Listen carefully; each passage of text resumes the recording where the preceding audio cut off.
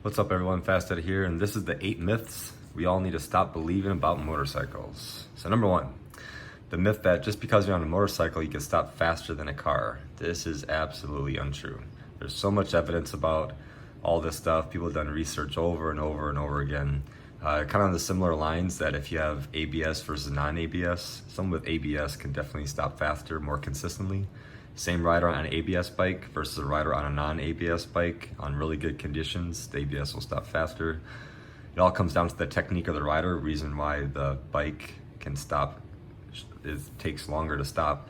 Even with really good technique of the motorcycle rider, cars still stop shorter than motorcycle riders. So that's one of the biggest things I hear all the time. I can stop faster than a car. No, you can't. Number 2. You can't use the brakes while leaned over. So this is 5 different riders. So when would you say that this rider can use the brakes? Maybe 1, 2, like they're leaned over, you can't touch the brakes. Definitely no on 3, 4, and maybe 5 you could touch the brakes so you're back in the straight line. This is another big myth, and people believe this so much that they actually cause themselves to crash because they believe they can't touch the brakes in a turn because they heard and listened to all the bull crap they hear. If you touch the brakes in a turn, you're gonna crash, all this crap. You could use your brakes at any one of these 5 positions if you want to, even if you're not trail braking. So if you're braking at number 1 and you start to lean the bike over, you trail off brake pressure as you add lean angle, okay? Without even touching the brakes whatsoever, your hand is fully around the throttle.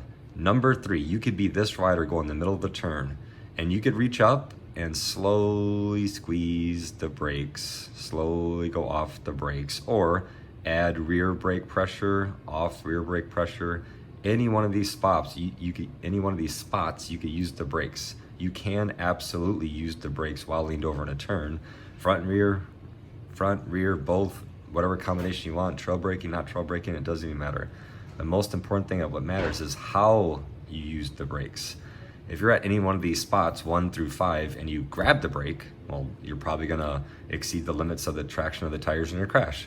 But at any one of these spots whatsoever, no matter what it is, if you just smoothly, incredibly slowly use the brakes to slow down a little bit, then back off the brakes very slowly, slow motion with your hands, you can use the brakes whenever you want to.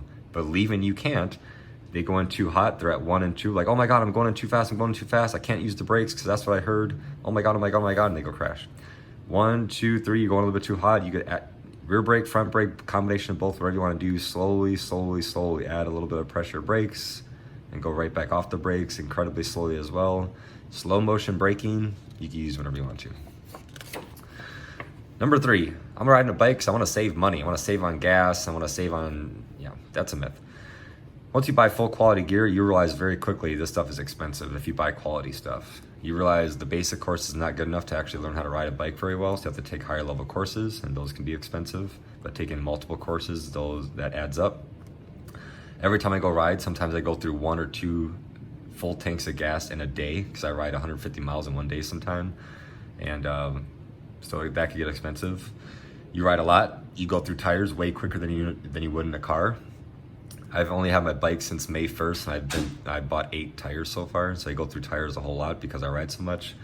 Because I'm so hard on the bike, I go to the track, I do all these low speed maneuvers, I have to change my oil way more frequently than most. So my bike recommends every 6,000 miles, but I changed it about every 3 or 4 because I'm so hard on the bike. Then you gotta get full coverage insurance, which I recommend everybody to do, registration on your bike.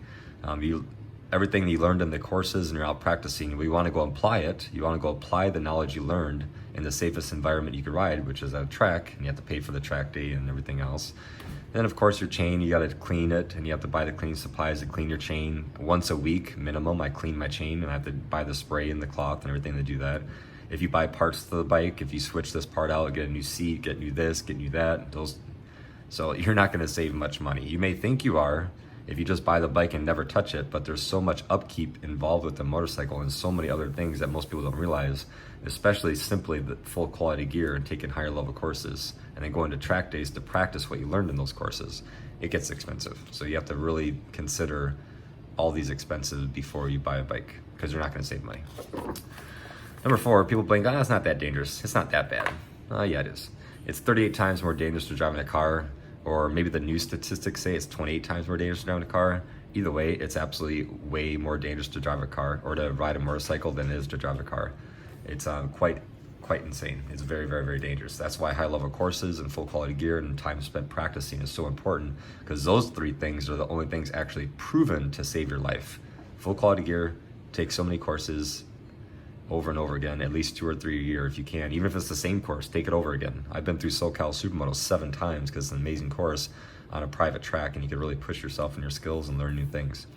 Just another side note about how dangerous it is. Most people believe that 18 to 24-year-olds are the most likely to die in a motorcycle. Well, that's false as well.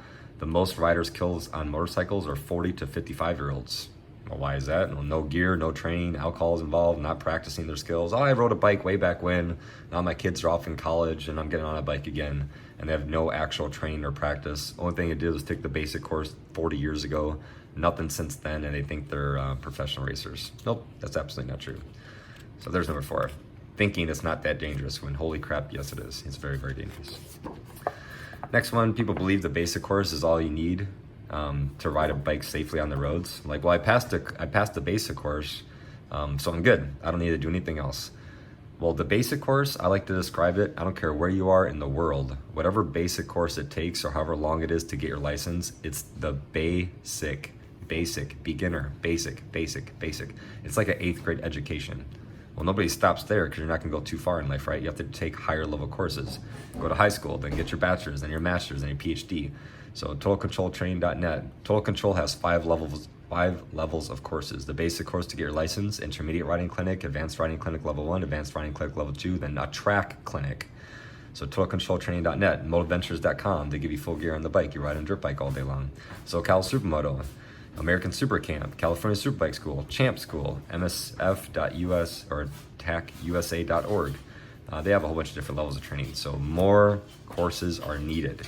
Please don't think just because you got your license, you're all of a sudden a professional racer. You are not. All you are good at, if you took the basic course and passed, the only thing you're good at is going 20 miles per hour in a parking lot. You do not have the skill, awareness, attention, judgment, nothing to handle a bike on the highway. You have to take more courses. Next, people blame the bike all the time. Like, oh, I can't do, then put in whatever that, I can't do a U-turn, I can't do that low speed stuff, I can't take the corner, I can't do this because my bike can't do it. So first thing I want everybody to understand, in case you didn't know this already, bikes are either made for performance or they're made for comfort, right? So you think about my bike, it's like 90% performance, 10% comfort. I have cruise control, heated grips, riding modes. It's an upright bike, right? It's not a full-blown RR where it's like a clip-ons, and I actually have a handlebar and more upright, so it's a little bit of comfort stuff, but most of it is mostly performance, right? Now you think about a Harley. It doesn't really matter which one, they're pretty much all the same. You think about a Harley, it's mostly comfort, non-adjustable suspension, the brakes, and low ground clearance and everything. So it's very comfortable, but it's not really built for performance. So some bikes are both, like my buddy's getting a BMW XR, my exact motor, but it's like an upright sport touring type bike. So some bikes you could get both performance and comfort, but not many are like that. But I don't care if you're on a Goldwing or a big old Harley Classic or on a R1 or on a Supermoto or on a Cruiser or whatever bike you can imagine. The limiting factor of why you can't do a U-turn or whatever else is you. It's not the bike's fault. Stop blaming the bike. Once you get your skull high enough, the bike becomes irrelevant. Of course, some things are just physically not possible on some bikes. Like I got my elbow down on my BMW S1000R. You're not gonna get your elbow down on a Harley unless you're like 12 feet tall. So some bikes obviously are limited based on what they could do. But I have not yet found a bike where I can't get my knee down on. And I've seen every bike go to the racetrack, including Harleys and everything else. So you could go to the track, you could take all these courses. If you could bring your bike, definitely bring your bike to get feedback and coach on your own motorcycle. But I hear people say all the time, oh, it's easy to do on that lightweight bike. I have a 1,000-pound Harley. I can't do that U-turn like you could do. Really? Let me borrow your bike real quick. And I do the same thing I just did, inside of a 20-foot circle, doing the weave, whatever I want to do on however big a bike they have. It doesn't matter. Look at the playlist I have of Fast Eddie rides various motorcycles. I have an entire playlist of me riding 30 different motorcycles, proving to people the bike doesn't matter. And I actually say that in the video. All I make these videos is to show people the bike is irrelevant. The most important thing about the whole bike person combination is the rider. The bike can do it, you most likely can't because you're not good enough yet. So go out there and practice. Next, people believe this. I only had a few beers, so I'm good enough to ride. Well, it's obviously absolutely insane. There's no need to really go too much into this. but this is the face, the expression I usually get when I hear people. And I live in Pacific Beach, right by the ocean. It's people are drinking all the time. People go from bar to bar on their motorcycles, and people can barely get from point A to point B without crashing on their own, perfectly sober. So now you want to add alcohol into the mix, or any kind of drugs, or any type of impairment that limits your ability to pay attention to what's going on. It's quite insane. So if you want to ride, fantastic ride. If you want to drink, fantastic drink. If you try to mix both of those together, you're gonna have a short life. Not just a short riding career, you're gonna have a short life. So always absolutely 100% separate those two. Those are not things to mix. Stop doing that. It's absolutely stupid. Last, speed kills riders. No, that's not true. It's a myth. What happens is the rider's inability to handle the speed is what causes people to crash, right? So if you want to make a really, really safe rider, I hate it when people say just go slower. I've seen people crash at 20 miles per hour right in front of me. So speed wasn't the issue. They're only going 20. The rider cannot handle the speed of what they're doing. So if you want to make a really, really safe rider, you make that person a better rider. So let's think about this corner. I'm going left, right? So say they're both going, say, 40 miles per hour. Not that fast of a turn. They're going through a nice, easy 90-degree turn. But look at the green rider. The green rider turned in too early, apexed early, and they're going wide, right? The blue rider stayed on the outside a little bit more, delayed the apex a little bit longer, looking where they want to go. But if you want to make a really safe rider, you make that person a really good rider. They understand vision a lot better. They understand line selection. They know how to steer the bike. They know braking and trail braking. Their judgment is better. They make better choices out on the road. A safer rider only comes from being a very, very good rider. And you could ride for 100 years straight and not learn absolutely anything of what's taught in any of these courses by yourself. That's another side myth. Oh, just ride long enough, you'll understand. No, you won't. You cannot understand these higher level techniques by all these instructors and people that created these curriculums. They've already been through it. They've already tested. They already found the mistakes. They make the curriculum. They get updates. They keep on changing it, update it based on the most current statistics about the roads, about professional racers' feedback, about the different bikes. It's always, you will not learn this stuff by not taking these courses. In order to be a higher level rider, you have to take higher level courses. You can get coached and pick up some things on your own, great, but you're gonna be very limited. You're always gonna hit a plateau, and until you take some higher level courses, you will not go beyond it. For example, at Champ School, they have professional current racers as the instructors. Look up Kyle Wyman. He won the 2019 Daytona 200. He is one of the instructors, along with Chris Paris, Nick Einash, Keith Culver. These guys they really know what the hell they're doing, and they're the instructors that are current professional racers getting feedback from the current racers about how to keep on updating their curriculum and making it better and better every single time. You could ride for 500 years straight and not understand absolutely one thing that is taught at Champ School or Total Control Advanced Riding Clinic Level 2 or at the track clinic or any of this stuff, right? You have to take higher level courses. So I want to be a very, very good rider. Fantastic. You take higher level courses and then you get out of the house and go damn practice what you were taught. That's how you do it. So go back to this rider real quick. So let's say the green rider is going through at 40 miles per hour, and let's say this blue rider, right? The blue rider goes through at 40 miles per hour. Now, if you're a better rider, you could go through at 60 miles per hour and be safer than the person going through at 40, because maybe the 40 mile per hour rider, the blue rider, he made it through the corner, but he's very limited in his understanding about this stuff. But I could go through going even faster than the blue rider, and I could be safer because I know I can slow down and stop whenever the hell I want to.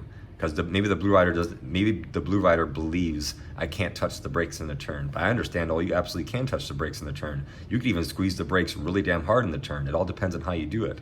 But you're not gonna know what's possible unless you take higher level courses and go out there and practice. So the blue rider, they can make it through the corner at 40, but I could go through the corner right behind this blue rider at 60 miles per hour and be 100% safer than the blue rider because I just have better understanding, more time practicing.